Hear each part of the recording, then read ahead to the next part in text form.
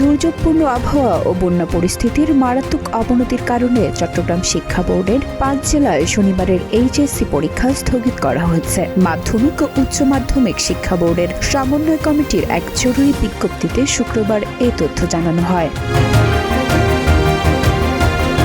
বিজ্ঞপ্তিতে বলা হয়, আগামী শনিবার অনুষ্ঠিতব্য তথ্য ও যোগাযোগ প্রযুক্তি পরীক্ষাটি স্থগিত করা হয়েছে। চট্টগ্রাম শিক্ষা বোর্ডের আওতাধীন চট্টগ্রাম, কক্সবাজার, খাগড়াছড়ি, রাঙ্গামাটি ও বান্দরবান জেলার সব পরীক্ষা কেন্দ্রে এই সিদ্ধান্ত কার্যকর হবে। স্থগিত হওয়া পরীক্ষার পরিবর্তিত সময়সূচি পরে বিজ্ঞপ্তির মাধ্যমে জানিয়ে দেওয়া হবে।